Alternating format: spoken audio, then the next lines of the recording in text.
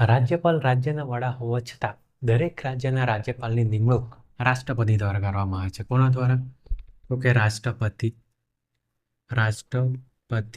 દ્વારા. કોના દ્વારા નિમણૂક કરવામાં આવે છે દરેક રાજ્યની? તો કે રાષ્ટ્રપતિ દ્વારા કરવામાં આવે છે. અને રાજ્યપાલ છે એ રાષ્ટ્રપતિ ઈચ્છે ત્યાં સુધી હોદ્દા પર રહી શકે છે. ક્યાં સુધી? તો કે રાષ્ટ્રપતિ ઈચ્છે ત્યાં સુધી હોદ્દા પર રહી શકે છે.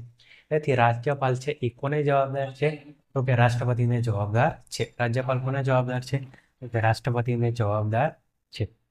રાજ્યપાલ છે એ રાજ્યની કારોબારી વિધાનમંડળના વડા છે અને રાજ્યના બંધારણીય વડા કહેવામાં આવે છે. કોના? તો કે રાજ્યના બંધારણીય વડા. બંધારણીય વડા રાજ્યના. કોના?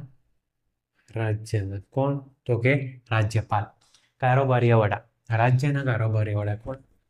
કે કારોબારી વડા રાજ્યના. વિધાનમંડળના વડા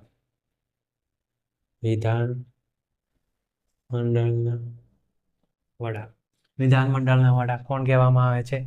તો કે રાજ્યના. ક્યાંના? તો કે રાજ્યના કોણ વડા કહેવામાં આવે છે? રાજ્યપાલ કહેવામાં આવે છે. રાજ્યપાલ છે એ કેન્દ્રના એજન્ટ તરીકે કાર્ય કરે છે. કોના એજન્ટ તરીકે કાર્ય કરે છે? તો કે કેન્દ્રના એજન્ટ તરીકે. કેન્દ્રના એજન્ટ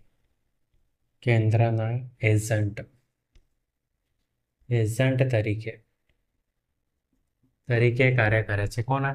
કેન્દ્રના એજન્ટ તરીકે કાર્ય કરે છે. કે આવું શા માટે કહેવામાં આવ્યું? તો કે રાજ્યપાલની નિમણૂક છે એ વડાપ્રધાન એટલે કે પ્રધાનમંત્રી વડાપ્રધાનની ઈચ્છાને અનુસાર. કોના? તો કે વડાપ્રધાનની સલાહના આધારે રાષ્ટ્રપતિ દ્વારા કરવામાં આવે છે. કોને આધારે? તો કે વડાપ્રધાનની સલાહ આધારે.